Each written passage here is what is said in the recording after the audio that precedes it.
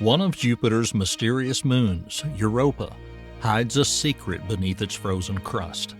There's an immense global ocean, potentially teeming with life, sealed and hidden away in darkness for millennia. Recently, NASA launched its Europa Clipper mission, which is yet to unravel the mysteries of this alien world. Beneath the frozen surface, hydrothermal vents may create ideal conditions for life forms to thrive, just as they do in the deepest parts of Earth's oceans. But how do we explore these extraterrestrial worlds, and what secrets might they reveal?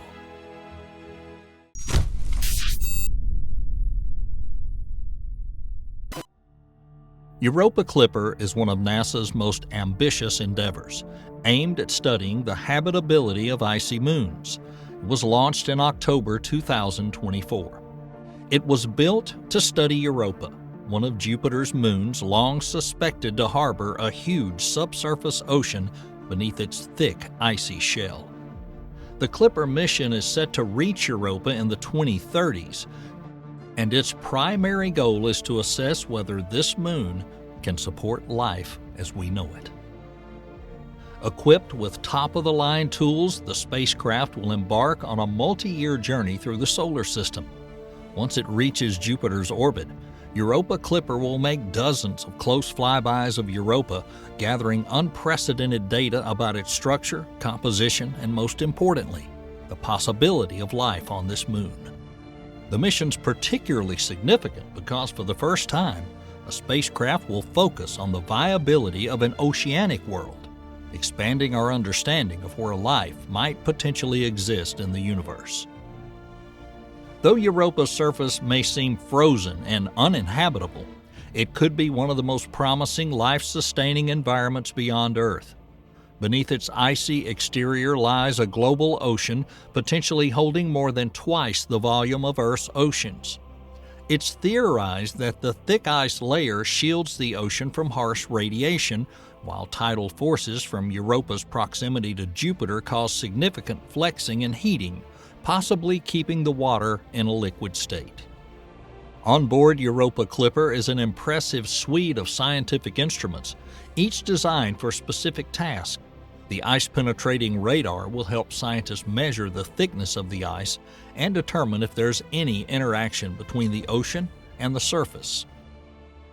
The spacecraft's spectrometers will be used to analyze the chemical composition of the surface, examining it for compounds that might hint at biological processes. Meanwhile, magnetometers will map Europa's magnetic field, providing clues about the ocean's depth and salinity. Thanks to these repeated flybys, Europa Clipper will be able to provide researchers with detailed insights into the icy shell, the ocean, and the potential hydrothermal activity of this moon. The data gathered by the mission will be crucial in determining whether Europa's ocean contains the chemical energy necessary to sustain life. However, Jupiter's radiation poses a significant challenge for any spacecraft in its vicinity. The planet's magnetic field is 20,000 times stronger than Earth's. It traps charged particles that race around the system at incredible speeds, creating an intense radiation zone bombarding nearby moons with ionizing radiation, including Europa. For Europa Clipper, the challenge lies not only in surviving this high-energy environment, but also in protecting the delicate onboard electronics from being damaged by the radiation. The electronic systems of the craft, including the central computing units, scientific tools, and communication systems, are shielded from radiation. The protective casing, made from a combination of aluminum and zinc, is a vital defense against radiation exposure. But even with this protection, Jupiter's radiation is so intense that some components, particularly the transistors used in Europa Clipper's instruments, may still prove to be vulnerable. Transistors known as MOSFETs, metal oxide semiconductor field effect transistors, are essential for controlling the flow of electricity throughout the spacecraft. These components are especially sensitive to ionizing radiation, which can alter their electrical properties and lead to failure. Recent tests have shown that these transistors fail at lower radiation doses than initially predicted, and that raises concerns about their reliability once Europa Clipper reaches Jupiter's orbit. To mitigate the risk, NASA engineers to assess how many transistors could go out of commission during the mission and how severe the consequences might be. They're exploring ways to extend the life of these components through software and operational workarounds, such as limiting exposure to the highest radiation zones and using redundancy in systems where possible.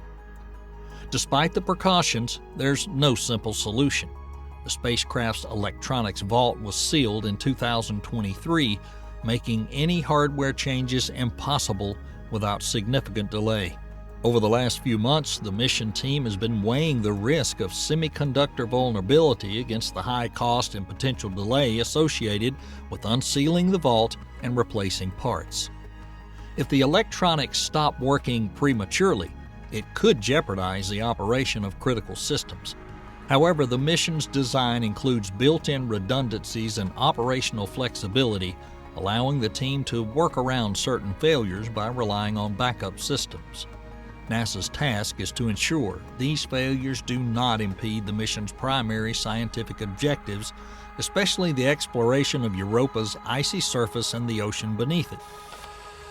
Now, let's take a closer look at these oceans. So, as we've already mentioned, there are vast oceans hidden beneath the icy shells of Europa and Enceladus, potentially some of the most promising places for finding life beyond Earth.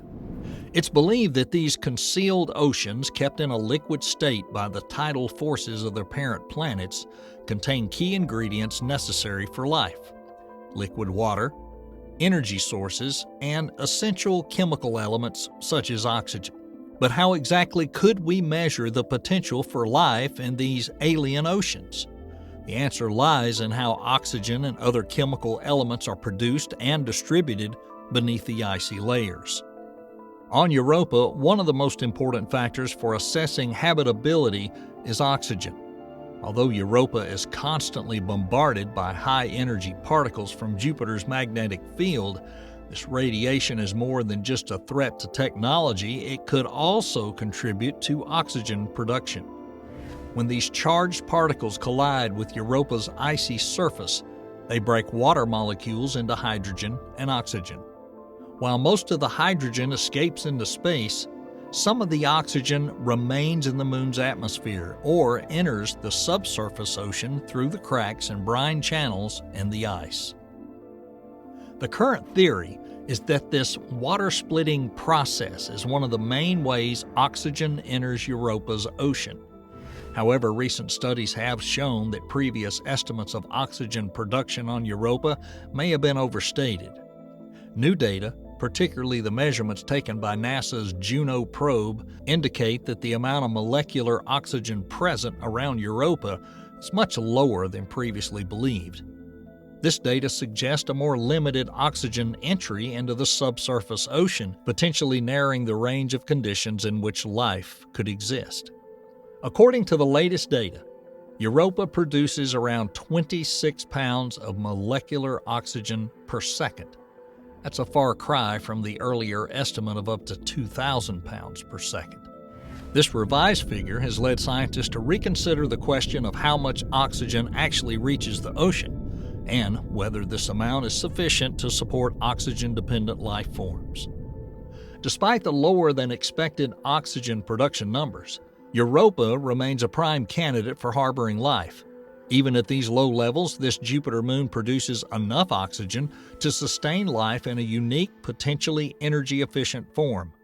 The process is occurring on Europa, where oxygen may seep into the ocean through cracks in the ice, may resemble Earth's deep-sea environments, where life exists without sunlight, relying on chemical energy. In particular, this energy could be provided by hydrothermal vents on the ocean floor. Hidden beneath thick ice in eternal darkness, these vents may offer chemical and thermal energy supplied by hydrothermal activity, just as hydrothermal vents discovered in Earth's deep oceans. These vents, acting as natural chimneys, release mineral-rich heated water from the rocky depths of the Moon, creating a potential haven for the emergence and flourishing of life. On Earth, hydrothermal vents are home to unique ecosystems that don't rely on sunlight. Instead of depending on photosynthesis, the life forms around them derive energy from a chemical reaction between water and minerals, a process known as chemosynthesis. Astrobiologists believe that if life exists on this moon, it could thrive in a similar way. Unlike Earth's deep-sea black smokers, which are powered by the planet's molten core and can reach temperatures over 700 degrees Fahrenheit, hydrothermal vents on these icy moons are expected to be much cooler. The absence of a molten core on Europa and Enceladus raise questions about the sustainable existence of high-temperature vent systems. However, new models suggest that low-temperature hydrothermal vents may have persisted on these moons for billions of years, providing long-term stability and a source of heat. These low-temperature vents should operate similarly to those found on Earth's seabed, for example, along the Juan de Fuca Ridge in the Pacific Ocean. On Earth, cold seawater is drawn into the seabed, where it circulates through ancient volcanic rocks, gradually heating up before re-emerging through other vent openings. This process not only heats the water, but also alters the chemical composition, producing the necessary ingredients for chemosynthetic life. Organisms like tube worms and extremophiles thrive by utilizing hydrogen sulfide and methane released from the seabed. Europa is intriguing not only because of its hidden ocean, but also due to its dynamic surface activity. Recent observations, particularly from NASA's Juno mission, have provided new insights into the water plumes, jets of vapor escaping from beneath the moon's icy crust. These plumes, first spotted by the Hubble Space Telescope and now confirmed by multiple missions, give scientists a tantalizing glimpse of what lies beneath Europa's frozen shell. When the Juno spacecraft went past Europa in 2022, it captured high-resolution images of the Earth's surface, revealing complex features such as ridges, chaotic terrain, and scars that may indicate regions of recent activity. Also, the most significant findings were areas believed to be the source of water vapor plumes. These towering jets shooting as high as 120 miles into space are thought to arise from cracks in the icy crust where salty liquid from the subsurface ocean meets the near vacuum of space and quickly evaporates. Studying these eruptions is crucial for several reasons. Firstly, the substance expelled from Europa's interior can be directly analyzed by the instruments on the passing spacecraft. This gives scientists a unique opportunity to examine the chemical composition of the subsurface ocean without the need to drill through a thick layer of ice. These plumes may contain a mix of water, salts, and possibly even organic molecules. By measuring the chemical composition of the vapor and particles in these plumes, scientists hope to gain deeper insight into the ocean's potential to sustain life. Detecting key elements such as oxygen, methane, or even amino acids would be a significant indicator that Europa's ocean contains the necessary ingredients for life. The composition of these plumes may also reveal the salinity of the water and the interaction between the ocean and the rocky seabed. Both are crucial factors for determining habitability. In addition to plumes, certain regions on Europa's surface, such as the platypus, suggest that liquid water might be closer to the surface than previously assumed. The chaotic terrain of the platypus is a disordered cluster of ice blocks and ridges, likely formed by the seeping of salty water from below the surface and the alteration of the ice surface. This feature, measuring 23 by 42 miles, is considered geologically young, hinting at ongoing activity beneath Europa's frozen crust. Surface activity on this moon continues to provide important clues about what might be happening under the ice. These eruptions not only offer insight into the composition of the subsurface ocean, but also provide valuable information about the processes driving this activity, processes that may resemble conditions on early Earth. Meanwhile, Europa's surface is dynamic and constantly changing under the influence of Jupiter's powerful gravitational forces. The Moon's icy crust is composed of large, rigid plates that float above the subsurface ocean, moving and interacting not unlike the tectonic plates on Earth. These movements create fractures, ridges, and chaotic terrain, altering the surface and possibly affecting what lies beneath. Other research of these same recent images of the platypus feature captured by Juno has revealed intriguing details about the behavior of Europa's ice plates. In this case, the point of interest is a complex arrangement of ice blocks, which suggest ongoing surface processes. These blocks, some reaching up to 1 kilometer across, are separated by cracks, indicating that the plates may shift or rotate. It's theorized that this activity is caused by the constant tidal flexing that Europa experiences as it orbits Jupiter. As these icy plates move and break apart, they may create pathways for the subsurface ocean water to reach the surface. In some regions, this process could lead to water seeping through the cracks, depositing dark, low albedo material, which may serve as potential evidence of salty liquid emerging from below. By comparing the latest images from Juno with the older data from the Galileo mission, researchers have noted potential changes on Europa's surface. The southern region of the platypus appears wider in the Juno image, and the morphology of the block beneath the eyes looks different in the two data sets, suggesting surface evolution. Although these signs of changes that took place since the Galileo mission are not definitive due to differences in image quality, they may suggest ongoing geological activity.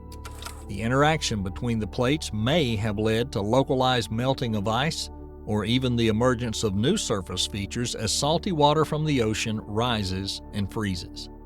Understanding these surface processes is critical, as they directly impact the possibility of accessing samples of subsurface material without drilling through Europa's thick ice shell. If these ice plates regularly move and crack, it could provide a natural pathway to the ocean beneath. Europa and Enceladus. Both of these icy moons are amongst the most promising candidates in the search for extraterrestrial life within our solar system. Now let's summarize. What exactly are the signs of life we should expect to find? And how do Europa and Enceladus compare in their potential to support life? One of the most significant potential signs of life on these moons is the water vapor plumes erupting from their surfaces. On Enceladus, spectacular geysers shoot water, salts, and organic compounds hundreds of miles into space from its south pole. These plumes serve as direct evidence of a subsurface ocean in contact with the moon's rocky core, a crucial factor for sustaining life. On Europa, indirect signs of similar plumes have also been observed. Both moons are also suspected to have hydrothermal activity in the depths of their oceans, where heat and chemical energy are generated as a result of interactions between ocean water and the rocky core. On Earth, these kinds of environments teem with life, suggesting that similar processes on these icy moons could support microbial ecosystems. While the plumes on Enceladus provide easier access to samples from the chemical makeup of the ocean's depths, Europa's thicker ice shell might conceal more complex, long-term interactions between the surface and the ocean, making it equally intriguing for future research. The Europa Clipper mission, launched in October of this year, is a critical step in this search. Although the spacecraft will not land on Europa itself, it'll conduct approximately 50 close flybys, collecting data to determine whether Europa's environment can support life. Europa Clipper's instruments will analyze the moon's icy surface, measure the thickness of its ice shell, and study the composition of the subsurface ocean via its plumes and the chemical makeup of the surface. Signs of life on Europa and Enceladus are likely to be subtle, but if amino acids or other organic compounds are discovered, it may serve as compelling evidence that these moons are habitable. Recent studies suggest that biosignatures on Enceladus may be preserved at much shallower depths, making it easier for future missions to detect them without extensive drilling. On Europa, where the ice shell is thicker, scientists have estimated that amino acids may be preserved beneath the surface at greater depths than previously thought, especially in areas shielded from radiation. Discoveries made by Europa Clipper could pave the way for future missions, including potential landers built to dig deeper into the ice and access the aforementioned preserved biosignatures.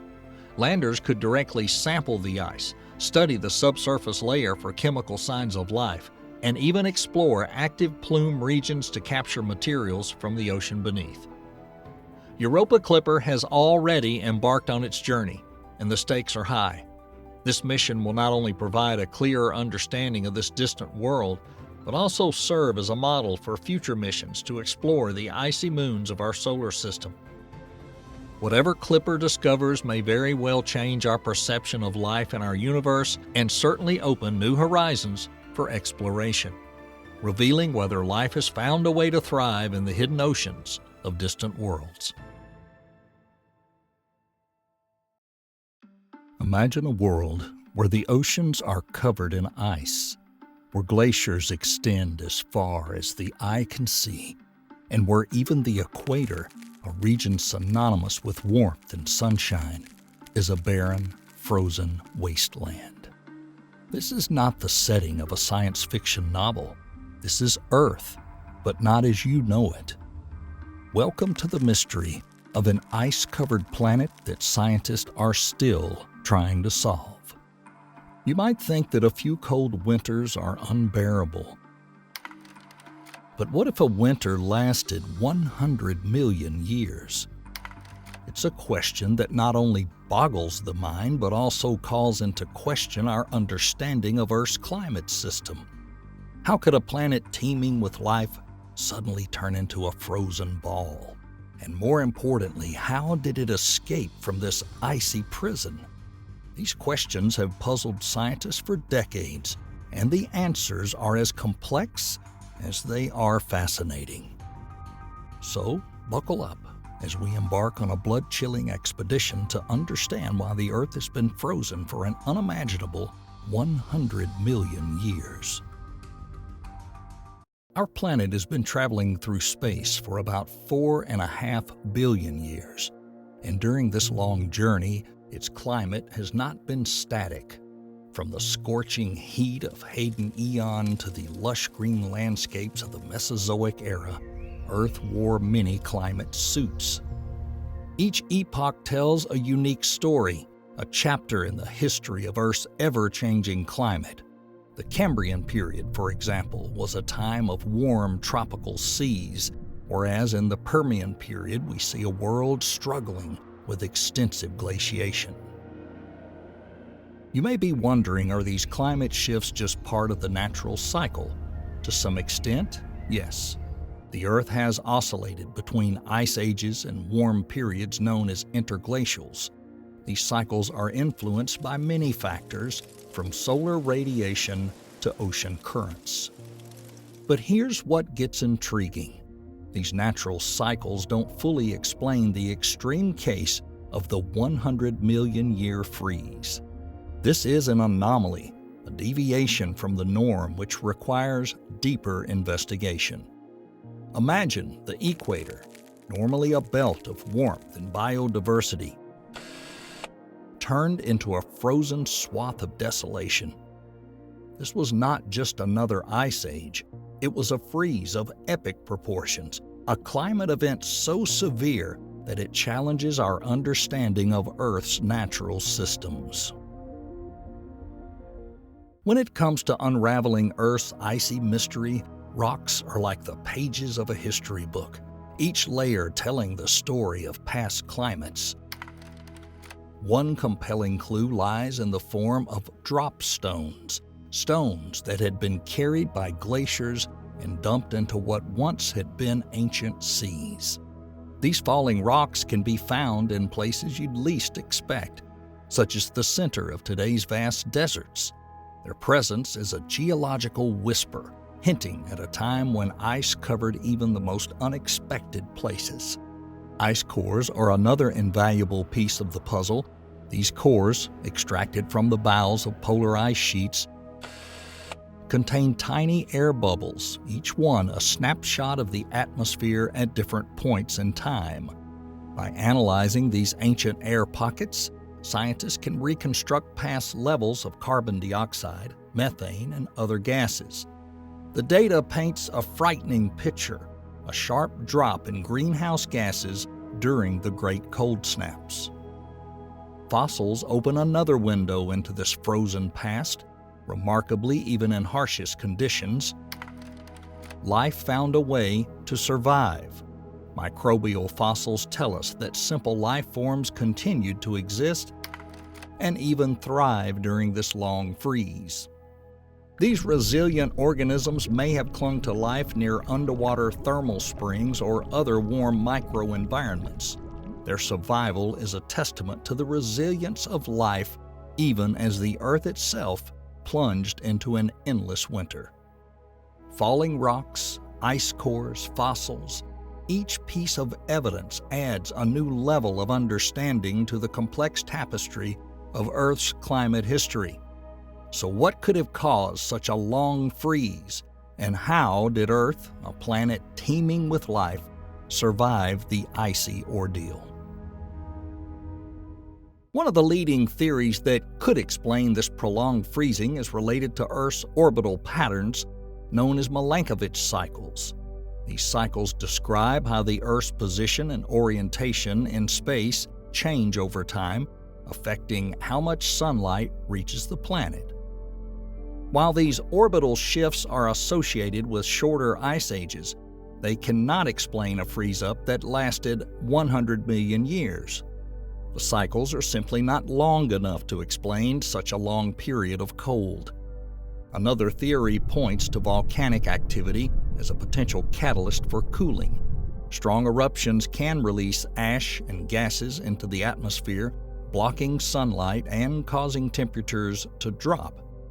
However, the cooling effect of volcanic eruptions is usually short-lived, ranging from a few years to a decade.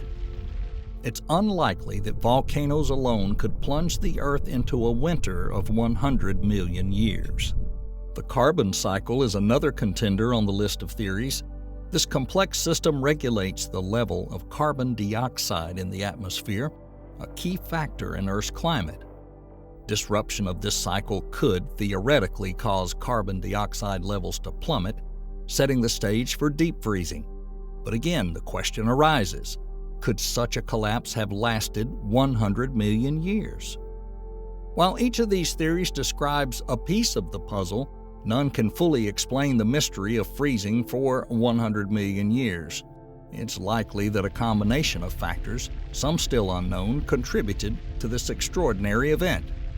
So if Milankovitch cycles, volcanic activity, and the carbon cycle can't fully explain this icy mystery, what can? Among the theories attempting to explain the prolonged freezing of the Earth, one stands out for its boldness: the snowball Earth hypothesis. This theory asserts that the Earth is not just partially covered with ice, but is completely encased in it from pole to pole.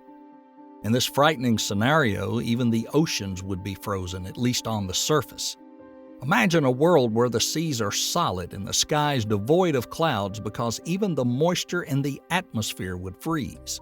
The path to becoming a snowball Earth will involve feedback loop. That's a circular effect that's amplified. As the ice expands across the surface, it reflects more sunlight into space, further cooling the planet and leading to even more ice formation.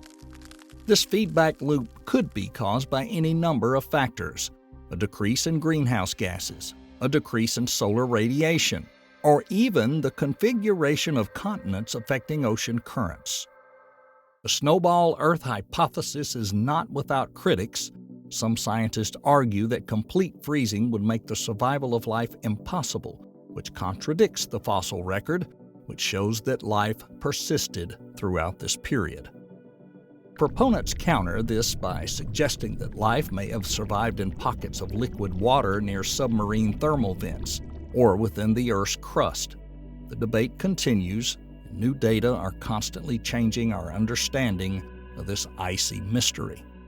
The snowball Earth hypothesis puts our understanding of climate extremes and the sustainability of life to the test. Whether you find it compelling or controversial, it offers a fascinating prism through which to explore the mysteries of Earth's climactic past. In a world covered in ice, one would expect life to stop. However, the fossil record tells a different story.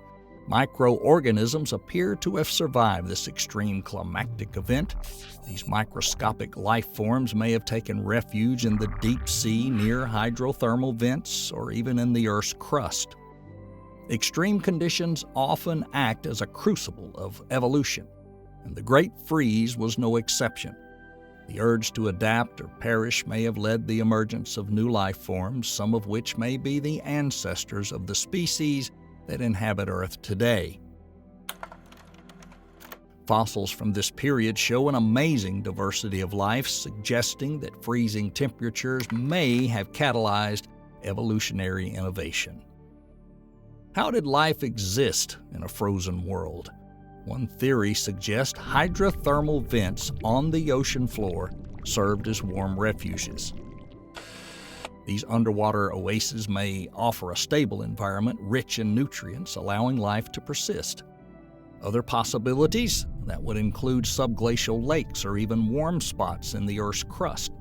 This microenvironment may be the last refuge of life, a haven of hope in a world gripped by cold. Microbial resilience, evolutionary pressures, and the potential refuges that allowed life to survive all contribute to an impressive story of survival against all odds during Earth's 100 million year freeze. After 100 million years in ice, the Earth has finally begun to thaw, but how did the planet transform from a frozen sphere back into a world full of life? The mechanisms behind this great thaw are as intriguing as the freezing itself. One theory states that a buildup of greenhouse gases, possibly from volcanic activity, may have started the warming process. As these gases accumulate, they will trap heat, gradually raising the planet's temperature. Ocean currents may have played a crucial role in redistributing heat. When the ice began to melt, the currents began to carry warmer water from the equator to the poles, accelerating the melting. The reactivation of ocean currents will not only spread heat, but will also restore the dynamic climate system, further destabilizing the ice regime. Another factor that may have contributed to the thaw is an increase in solar radiation. Our sun is not a constant star, its output varies over time. A period of increased solar activity can provide the extra energy needed to tip the scales toward warming. Even a small increase in solar energy that raises the Earth's average temperature by just a few degrees could irrevocably alter the climate. This subtle shift can act in synergy with Milankovitch cycles, natural changes in the Earth's orbit, amplifying their effects and contributing to the destabilization of the frozen state. After the ice melts, the Earth's albedo, in other words, the Earth's reflectivity, will decrease, allowing the planet to absorb more heat and further accelerating the thaw. The Great Thaw was probably the result of multiple factors working together, including greenhouse gas emissions, reactivation of ocean currents, and perhaps the impact of our ever-changing sun. And together, these elements rewrote Earth's history, turning the page from a frozen past to a future full of possibilities. The story of Earth's 100 million year freeze and subsequent thaw is not just a journey into the past. It holds lessons for the present and the future. Today, as we grapple with climate change, understanding these extreme historical events can provide valuable insight. Today's climate changes, largely caused by human activity, make the study of Earth's climate history more relevant than ever. Mechanisms that once led to a natural thaw may now be artificially accelerated by anthropogenic emissions of greenhouse gases. Melting glaciers, rising sea levels, and increasing wildfires are stark reminders that our planet's climate is changing. While we're not headed for a snowball Earth, these modern extremes serve as warning signs. The speed at which these changes are occurring is unprecedented in human history, and they reflect the rapid shifts that ended the Great Freeze. Advances in technology offer us tools to study Earth's climate like never before. Satellites and space probes give us a cosmic perspective, allowing us to track changes in real time.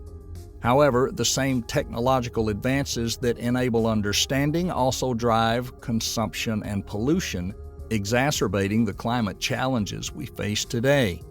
The story of the Earth's 100 million year freeze serves as both a cautionary tale and a source of inspiration. By studying the mechanisms that led to the Great Thaw, we can better understand the levers that control our current climate system. This knowledge is not just academic, it is a vital tool for shaping a sustainable future. In thinking about Earth's climactic past, it's worthwhile to take a step back and consider our planet in a broader cosmic context. The Earth is just a tiny dot in the vastness of the universe, and yet its climate shifts represent a unique example in planetary science. Understanding Earth's climate extremes not only gives us information about our planet, but also gives us insight into the climactic conditions that may exist on other celestial bodies. The study of exoplanets, planets that orbit stars outside our solar system, has increased dramatically in recent years. The climates of some of these distant worlds are even harsher than anything we've seen in Earth's history. By studying these exotic climates, we can improve our models and theories, gaining a more detailed understanding of what makes a planet habitable or uninhabitable. Well, we've already had a video released with an example of a detailed look at such models. The primary goal of planetology is to find an Earth-like planet, the so-called Earth 2.0. Such a discovery would not only revolutionize our understanding of planet formation and climate, but would also have a profound implication for the search for extraterrestrial life. The climate of this hypothetical twin would be of great interest. Could it, too, experience extreme climate events similar to snowball Earth? And if so, what can this tell us about the sustainability of life in the universe? The story of Earth's 100 million year freeze-up is a complex mystery that scientists are still working on. From initial theories about the structure of Earth's orbit to the bold snowball Earth hypothesis, each idea adds a level of complexity to our understanding of this extreme climate phenomenon. While no single theory can fully explain this prolonged freeze-up, the interplay of multiple factors, orbital changes, volcanic activity, and perhaps even cosmic influences, offers a multi-dimensional view of Earth's climactic past. The wonder and mystery of the Earth's climate are not confined to the past. They are inextricably linked to our present and future. The sustainability of life, the mechanisms of the thaw, and the lessons of today's climate challenges all converge to form a story that is as fascinating as it is instructive.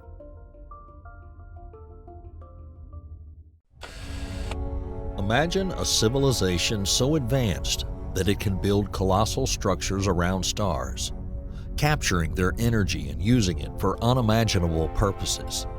This is not the realm of science fiction. It's a concept proposed by one of the most brilliant minds of the 20th century. A visionary physicist, Freeman Dyson envisioned a megastructure capable of enveloping a star, capturing its vast amounts of energy. This idea, while radical, is rooted in the basic principles of energy consumption and technological progress. But why would an advanced civilization need such a structure? As our civilization advances, our energy needs grow exponentially. But our most ambitious projects pale in comparison to the energy output of our Sun, which releases more energy in 1 second than humanity has consumed in its entire history. Imagine harvesting every bit of a star's energy, turning it into a power plant with nearly limitless potential. If realized, this colossal undertaking would revolutionize how we think about energy and its possibilities. But what would such a structure look like? And even more intriguingly, how would we be able to detect it from our distant vantage point here on Earth? The problem lies in our ability to detect signs of such advanced engineering. While we're just beginning to tap into our planet's energy resources, discovering such an advanced civilization is exciting and frightening. Recent research has revealed unusual infrared signals from 7 distant stars, sparking debate and fueling imagination. Could these signals be technosignatures? Either way, these anomalies defy natural explanations. What's behind these mysterious infrared glows? Are they evidence of advanced extraterrestrial engineering or natural phenomena that we have yet to understand?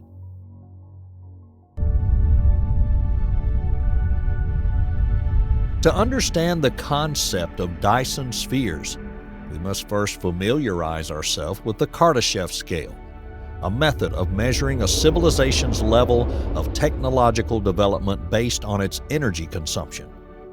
In 1964, Soviet astrophysicist Nikolai Kardashev proposed this scale, dividing civilizations into 3 types depending on their energy consumption. Type 1 civilizations use all the energy available on their home planet, including geothermal, solar, wind, and other natural energy sources. Imagine controlling the power of earthquakes and volcanoes to power our cities. This is the hallmark of a Type 1 civilization. Civilizations of the second type go even further, receiving energy directly from their star. This is where the Dyson spheres come into play. By surrounding their star with massive structures, these civilizations can use almost all of its energy. Type 3 civilizations, in turn, are even more advanced and can harvest and harness the energy of their entire galaxy. They control the energy of billions of stars, making them unimaginably powerful. The relevance of the Kardashev scale to Dyson spheres lies in the connection between energy consumption and technological progress. As civilizations evolve, their energy needs grow exponentially, forcing them to develop even more ambitious methods of meeting those needs. But how can we discover the Dyson sphere? One of the most significant milestones in cosmic observation, the development of infrared astronomy, can help us in this challenging endeavor. Infrared astronomy allows us to see the universe in a new light, literally. By observing the infrared spectrum, scientists can detect heat emitted by celestial objects and reveal details invisible to traditional telescopes. This capability has played a crucial role in the search for technosignatures, signs of advanced civilizations beyond Earth. This journey began in the mid-20th century when astronomers used infrared sensors to study space.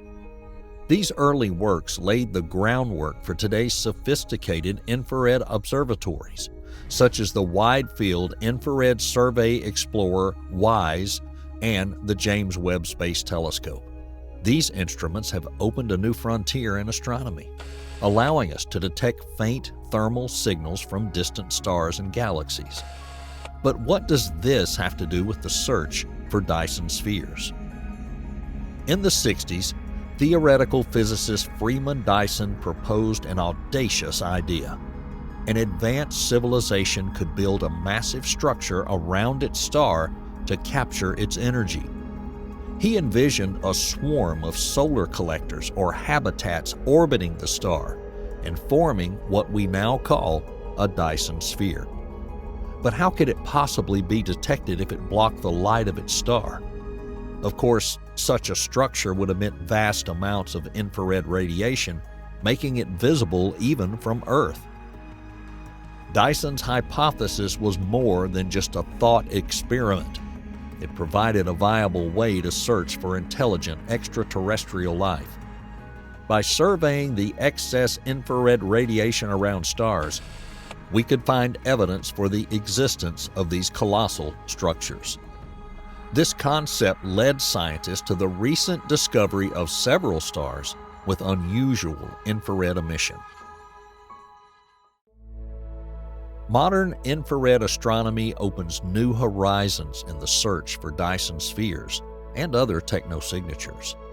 By observing the universe in the infrared wavelength range, we can detect thermal emission from celestial objects, allowing us to understand phenomena invisible to traditional optical telescopes. One of the most important instruments in this work is the Wide Field Infrared Survey Explorer. Launched in 2009, WISE has revolutionized our understanding of the infrared universe. Its mission is to map the entire sky in infrared light, revealing countless celestial objects, including stars, galaxies, and asteroids. WISE's ability to detect excess infrared emission around stars plays an essential role in the search for Dyson spheres. By analyzing the heat signatures recorded by WISE, scientists can identify stars with unusual infrared emission, which may indicate the presence of advanced megastructures. One prominent example is the Hephaestus project led by a team from Uppsala University. This ambitious initiative aims to identify potential candidate Dyson spheres by analyzing Gaia, 2MASS, and WISE data. Hephaestus uses a sophisticated system to sift through millions of stars in search of those with excess infrared emission that natural phenomena cannot easily explain. The project uses machine learning algorithms, including convolutional neural networks, to weed out false positives and identify the most promising candidates. The project's methodology is rigorous. It begins by collecting data from several sources, including precise measurements of the position and distance of stars using Gaia, near-infrared 2MASS observations, and mid-infrared WISE data. This comprehensive data set allows the team to create a detailed model of potential Dyson spheres. The team then uses a grid search method to compare the observed data with theoretical models.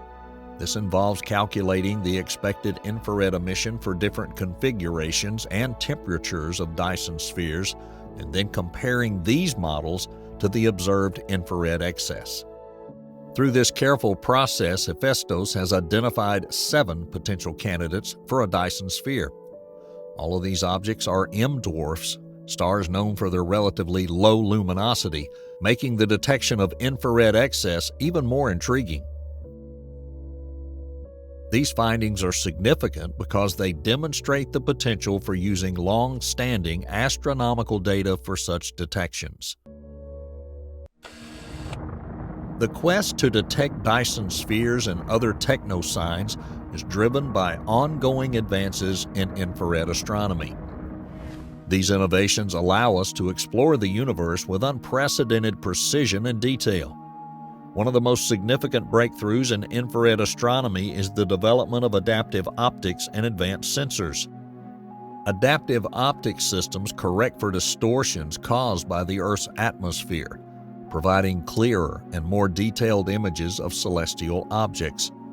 This technology is vital for isolating faint infrared signals from background noise. In addition, integrating machine learning algorithms into data analysis has revolutionized our ability to sift through vast amounts of astronomical data. These algorithms can identify subtle patterns and anomalies that may indicate the presence of technosignatures. Among the most revolutionary achievements is the James Webb Space Telescope, which has already managed to change our understanding of the cosmos in more ways than one. With its advanced infrared capabilities, the JWST allows us to look deeper into space and time than ever before. JWST's primary mirror, which is more than 16 times larger than the WISE mirror, combined with susceptible infrared instruments, can detect the faintest thermal signals from distant stars and galaxies. Essential is the telescope's ability to observe in the mid-infrared region of the spectrum. If they exist, Dyson spheres are likely to emit heat in this range, making them visible to JWST. By scanning the sky for these infrared signatures, JWST could provide compelling evidence for the existence of advanced extraterrestrial civilizations. However, its busy schedule, planned months in advance and filled with many other important research projects, limits the time to search for Dyson spheres. Radio astronomy, in addition to infrared observations, plays no small role in the search for technosigns. The Very Large Array in New Mexico is one of the world's premier radio observatories, capable of detecting radio waves across the universe. Radio waves can provide important information about the presence and nature of technosignatures. For example, a Dyson sphere may emit infrared radiation and radio signals as a byproduct of energy harvesting processes. VLA can detect these signals, offering a different but complementary perspective to infrared observations. Developing and implementing advanced technologies will only improve our ability to find technosignatures. However, the results of the team from Uppsala University are not isolated. Another recent study entitled A Data-Driven Search for Mid-Infrared Excesses Among 5 Million Main Sequence FGK Stars by Gabriela Contardo and David W. Hogg found 53 stars with significant infrared excesses. This large-scale search also used Gaia DR3, 2MASS, and WISE data to detect anomalies in the mid-infrared. The technique involved training machine learning models to predict expected infrared magnitudes based on other stellar characteristics. Stars in some bands appeared significantly brighter than predicted and thus were flagged as potential candidates. After applying additional filters to help avoid false positives, the study narrowed the 4.9 million sample down to 53 stars. Analysis of these findings reveals several intriguing candidates. For example, one of the identified stars shows an infrared excess consistent with extreme debris disk characteristics, which could be mistaken for a technosignature. However, its older age calls into question existing models of planet formation, suggesting either an extended disk evolution or alternative processes. The implications of these discoveries are profound. If any of these infrared anomalies are indeed Dyson spheres, it would provide direct evidence of the existence of advanced extraterrestrial civilizations. However, the scientific community remains cautious. Natural phenomena like dust clouds or the extreme debris disk can also produce similar infrared signatures. Therefore, each candidate requires careful follow-up observations to confirm or deny the presence of artificial structures. The controversy surrounding these findings emphasizes the difficulty distinguishing between natural and artificial sources of excess infrared radiation. Indeed, in general, the vast distances between Earth and potential candidates pose a severe problem. Many of the stars under study are thousands of light years away, making detecting and analyzing their infrared signatures extremely difficult. The farther away a star is, the fainter its signals are, and the harder it is to obtain good quality, accurate data. Some scientists argue that our current understanding of stellar and planetary dynamics is incomplete, and these anomalies may reveal new astrophysical phenomena rather than technosignatures. The search for extraterrestrial life has gripped humanity for centuries, evolving from philosophical speculation to a rigorous scientific approach. Today, scientists use various methods to detect signs of life beyond Earth, focusing on technosignatures and biosignatures. While technosignatures are indicators of advanced technological activity, including large-scale structures like Dyson spheres, unusual energy emissions, or artificial signals. Biosignatures, on the other hand, are indicators of a biological activity. These can range from detecting specific gases in a planet's atmosphere, such as oxygen and methane, to surface features indicative of life. Current and upcoming missions are crucial in detecting these subtle signs of life. For example, the James Webb Space Telescope can observe in the infrared, detecting the faint heat signatures of distant exoplanets and their atmospheres. This provides valuable data on potential conditions for suitable life. It's confirmed dozens of potentially habitable exoplanets in the last year alone. Another important initiative that goes shoulder to shoulder with JWST is the Transiting Exoplanet Survey Satellite, which aims to detect exoplanets by observing their transits through stars. TESS has already identified thousands of exoplanet candidates, many prime targets for further study with more powerful telescopes such as Webb. Future missions promise to enhance further our ability to detect technosigns and biosigns. The proposed LUVOIR and HABEX missions are designed to directly image exoplanets and analyze their atmospheres. These next-generation telescopes will provide unprecedented clarity and sensitivity, allowing us to detect even the faintest signs of life or advanced technology. In addition to space observatories, ground-based telescopes like the Extremely Large Telescope and the Square Kilometer Array will play a crucial role. ELT, with its massive mirror, will be able to obtain direct images of exoplanets and study their atmospheres in detail. At the same time, SKA will focus on detecting radio signals from space that could indicate technological activity. The search for life is not limited to looking for existing civilizations. Scientists are also exploring the possibility of life in our solar system, focusing on moons such as Europa and Enceladus, which both have subsurface oceans. Missions such as Europa Clipper and potential future missions to Enceladus aim to detect signs of microbial life in those hidden waters. As we continually refine our methods and technologies, each discovery, whether it confirms or disproves the existence of life, brings us closer to understanding our place in the universe. The journey is as important as the destination. It pushes the boundaries of science and ignites our collective imagination. And each innovation brings us closer to answering one of humanity's deepest questions: are we alone in the universe?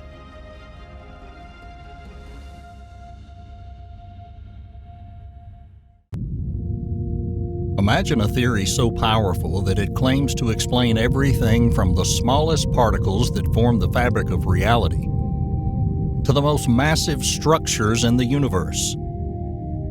A theory that suggests that our familiar three dimensions of space may just be the tip of an invisible iceberg. But what if this theory, despite its mathematical elegance, has never been directly observable? What if the most ambitious idea in physics remains a mystery to this day, even to those who created it? Venturing into the world of string theory, we explore hidden dimensions, unresolved paradoxes, and the ongoing search for the true nature of reality. What secrets does this theory hold? And why, after decades of research, is it still one of the most controversial ideas in science? In the summer of 1968, a quiet revolution began in the hallowed halls of CERN. Gabriele Veneziano, a young theoretical physicist, wrote a paper that, unbeknownst to him, laid the foundations for a theory designed to unravel the very fabric of the universe. Initially, his work was a modest attempt to explain the strong force, the mysterious interaction that holds atomic nuclei together. But soon, this work, entitled Construction of a Crossing Symmetric Reg Behavior Amplitude for Linearly Rising Trajectories, will resonate far beyond its original intent. The scientific community quickly realized the potential hidden in Veneziano's equations. Returning from a short vacation, Veneziano was surprised that his work had already generated considerable interest. It turned out that his model simultaneously solved several complex particle physics questions, which immediately made it a sensation. But at the time, neither Veneziano nor his colleagues realized they were on the cusp of something much bigger. A theory that would offer a radically new view of the nature of particles themselves. It took another 5 years before other pioneering theorists such as Leonard Susskind, Yoichiro Nambu, and Holger Nielsen revealed deeper implications of Veneziano's model. They began to piece together the idea that elementary particles might not be point-like objects, but tiny vibrating strings. These strings, they argued, could potentially explain the variety of particles observed in nature as different vibrational modes of the same fundamental entity. However, the first steps were fraught with difficulties. The nascent string theory struggled with several inconsistencies, not the least of which was the prediction of massless states, which contradicted the short-range nature of strong interactions. In addition, the theory required the existence of a universe with a more spatial dimension than the three we observe, a concept that, to put it mildly, troubled many physicists at the time. For most of the 1970s, string theory remained on the margins of theoretical physics. The field was dominated by the rapid development of the Standard Model, which successfully explained many particle interactions without requiring additional measurements or vibrating strings. Many scientists viewed string theory as an elegant but timely irrelevant workaround. The story was far from over. The beauty of the mathematics underlying string theory, as well as the persistence of a few dedicated researchers, kept the idea alive. And when the success of the Standard Model began to reveal its own limitations, for example, its inability to account for gravity, interest in string theory began to revive. The seed sown in Veneziano's 1968 paper grew by the end of the decade into a field that would capture the imagination of physicists for generations to come. So, string theory starts with a deceptively simple idea. At the most fundamental level, the universe is made up not of point particles, but tiny, vibrating strings. These strings are unimaginably small, much smaller than anything our current technology can detect. By vibrating, twisting, and folding into specific patterns, these strings give rise to the particles and forces we observe in the universe. Within this framework, the characteristics of each particle, its mass, charge, and spin, are determined by the particular mode of string vibrations. One of the key innovations of string theory is its ability to unify two previously incompatible frameworks, quantum mechanics and general relativity. Quantum mechanics describes the behavior of the very small, like atoms and subatomic particles, while general relativity governs the realm of the very large, including stars, galaxies, and the very fabric of space-time itself. However, the two theories don't fit together well. When physicists try to apply quantum mechanics to the gravitational force, The equations often produce ridiculous results, such as infinite values. String theory offers a potential solution by replacing point particles with strings that can move and interact in ways that avoid these problematic infinities. The elegant merger of the two concepts hints at the possibility that string theory could become the elusive theory of everything, a single theory that could explain all the fundamental forces and particles in the universe. However, the beauty of a string theory comes at a price. It requires additional dimensions beyond the usual 3 dimensions of space and 1 of time. According to string theory, the universe consists of 10 dimensions, 6 of which are compactified or curled up, so densely they're undetectable on our current scales. These extra dimensions are crucial because they provide the necessary space for the string oscillations that give rise to the variety of particles and forces we observe.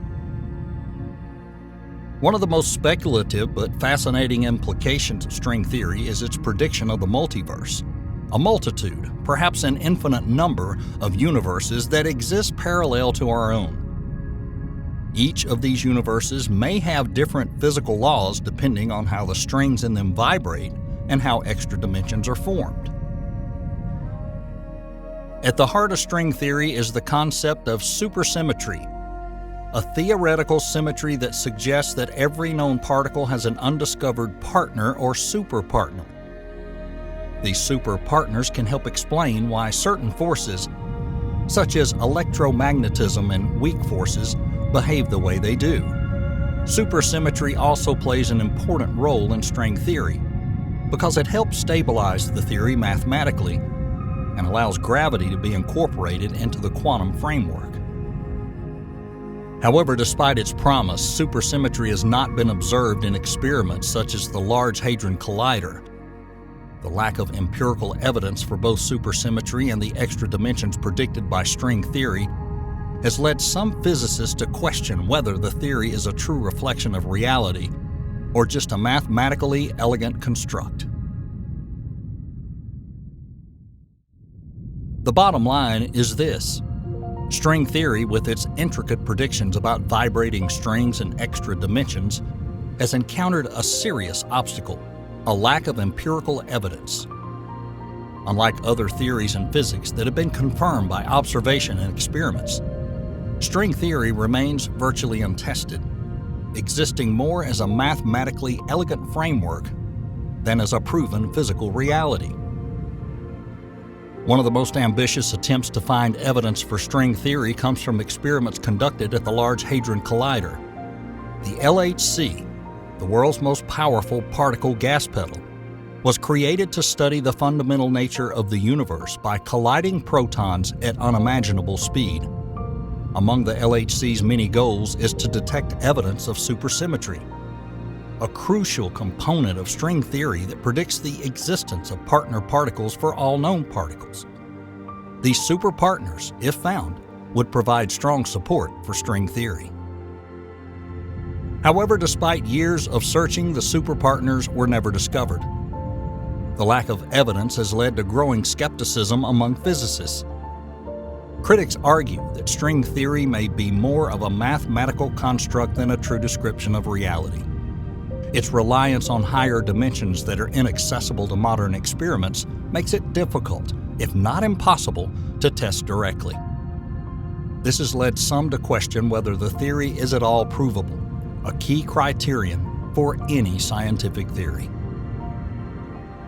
Nevertheless, one of the most notable discoveries related to the theory occurred a couple of years ago, thanks to calculations made by physicists Pedro Vieira, Andrea Guerrieri, and Jo Pinandonis. Using a method known as the bootstrap approach, they calculated a specific number related to the quantum nature of gravity. Bootstrapping involves gaining new knowledge about the world by determining what's consistent with established facts. It's similar to a scientific way of solving problems using tools and knowledge already available. This number, denoted by the Greek letter alpha, represents the size of the first and largest quantum correction to the equations of Einstein's general theory of relativity. Remarkably, their calculated value of A in the 10-dimensional supersymmetric universe fully coincided with the predictions of string theory. The coincidence suggests that string theory may indeed reflect some fundamental aspects of quantum gravity. While this result does not confirm that the theory is the definitive version, it strongly suggests that it is still on the right track when it comes to describing the quantum aspects of gravity. In parallel with this experimental work, the development of advanced computational tools has led to significant progress in understanding the potential implications of string theory. Scientists have applied machine learning algorithms to solve the difficult problem of how the extra dimensions of string theory, the Calabi-Yau manifold, translate into the particles and forces we observe. Physicists like Fabian Ruhl and his colleagues used neural networks to approximate the metrics of these manifolds, an important step in determining how they can generate the elementary particles that make up our universe. This approach allowed the researchers to calculate the masses of particles based on the geometric properties of these manifolds, a significant step forward in connecting the abstract mathematics of string theory to the physical world. However, the debate has become increasingly heated over time. Proponents of the theory point to its mathematical neatness and its ability to provide a potential unification of all forces in nature that no other theories manage to do. They argue that the lack of experimental evidence is not a fatal flaw, but rather a reflection of the enormous challenges involved in exploring such fundamental aspects of the universe. Some even suggest that new experimental methods or future advances in technology may eventually uncover the hidden dimensions or particles that string theory predicts. However, this focus on mathematical elegance has its detractors. Critics argue that string theory's reliance on complex and unprovable mathematics pushes it into the realm of speculation rather than empirical science. They warn that the pursuit of this philosophy may divert resources and attention away from other promising areas of research that rely more on observable phenomena. This contradiction between mathematical beauty and empirical evidence led to a broader philosophical question. Is string theory a true physical description of the universe, or is it just a complex mathematical hypothesis? The lack of direct evidence and the difficulty of making testable predictions led to fears that the theory would never become anything more than an abstract intellectual exercise. While the search for evidence continues, the scientific community remains divided. The promise of string theory as a theory of everything hangs in the balance, and its fate depends on the future of experimental physics and the continued pursuit of a deeper understanding of the cosmos. Black holes, some of the most mysterious objects in the universe, represent a boundary where the laws of physics as we know them break down. At their core is a paradox that's puzzled scientists for decades, the information paradox. According to classical physics, when matter falls into a black hole, information about that matter is lost forever, seemingly violating the fundamental laws of quantum mechanics, according to which information must be preserved. String theory offers a compelling scheme that can resolve that paradox. Strings can encode information in a much more complex and subtle way than classical particles. Applied to black holes, the theory suggests that information that enters a black hole is not lost, but is stored in the strings that make up the black hole itself. This intriguing discovery is directly related to Hawking radiation, a theoretical prediction made by Stephen Hawking in 1974. He suggested that black holes are not completely black, but emit radiation due to quantum effects near the event horizon. This radiation, known as Hawking radiation, gradually causes the black hole to lose mass and eventually evaporate completely. However, Hawking's initial calculations showed this radiation was purely thermal. That is, It did not carry any information about the matter trapped in the black hole. This led to the alarming conclusion that after the black hole evaporates, all information about the objects trapped in it are lost forever. A direct contradiction to the principles of quantum mechanics. String theory offers a possible solution to this problem by suggesting that the radiation emitted by black holes may indeed carry information, albeit in a highly encrypted form. The idea is that the microscopic strings that make up a black hole can encode information about everything that enters it. As the black hole radiates and evaporates, this information slowly returns to the universe through Hawking radiation, preserving the principles of quantum mechanics. In addition, string theory suggests that black holes are not just astronomical objects, but also the key to understanding the fundamental nature of the universe. The study of black holes in the context of the theory bridges the gap between the microscopic world of quantum mechanics and the macroscopic world of general relativity. In this sense, black holes serve as laboratories for testing the ideas of string theory and exploring the connections between the micro and macrocosm. The insights gained from studying black holes in the context of string theory may eventually lead to a deeper understanding of the universe's greatest mysteries, bringing us closer to a unified theory of all things. As we move into the future, string theory faces both enormous challenges and unprecedented opportunities.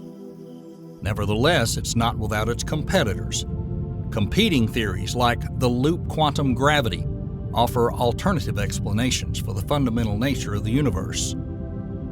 Unlike string theory, which relies on these tiny vibrating strings and extra dimensions, loop quantum gravity attempts to quantize space and time itself, proposing that space-time consists of discrete loops rather than a smooth continuum. These competing concepts are pushing the scientific community to consider a wider range of possibilities in the search for a unified theory. This inevitably raises questions about the very nature of knowledge, the limitations of science, and the boundaries between what's considered empirical science and what can be considered mere mathematical abstraction. Kurt Gödel's incompleteness theorems serve as a profound reminder of the limitations inherent in any formal system of knowledge. Gödel showed that in any sufficiently complex system there's truths that cannot be proved within the system itself. This idea has philosophical implications for string theory. If the research for a complete and self-consistent theory of the universe is subject to the limitations described by Gödel, the question arises: can string theory ever truly realize its ambitious goals? The metaphor of the island of knowledge further emphasizes the limitations of what we can know. As our scientific knowledge expands, so does our awareness of the vast, uncharted territories that lie beyond it. String theory, with its reliance on abstract mathematics and higher dimensions, pushes the boundaries of this island, but also emphasizes how much remains beyond our grasp. The more we learn, the more we realize how little we really understand about the universe. This brings us to a key conflict within the scientific community: the tension between empirical science and mathematical theory. String theory, with its complex mathematical structure, has been criticized for its lack of direct empirical evidence. Critics argue that without experimental confirmation, string theory risks becoming a form of metaphysics, disconnected from the physical reality it tries to describe. Defenders of string theory, however, argue that the mathematical beauty and internal consistency of the theory justify its application, even in the absence of direct evidence. The controversy surrounding string theory echoes a broader historical pattern in science, where mathematical theories often precede empirical confirmation. For example, Einstein's general theory of relativity was initially accepted on the basis of its mathematical elegance, and then confirmed by observations. String theorists claim that their work is in a similar position, awaiting experimental tools capable of testing their predictions. And in fact, This is true.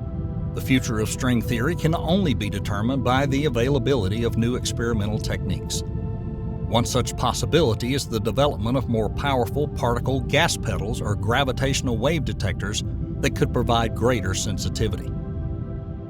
Moreover, ongoing research on black holes and their connections to quantum mechanics and string theory may yield crucial discoveries.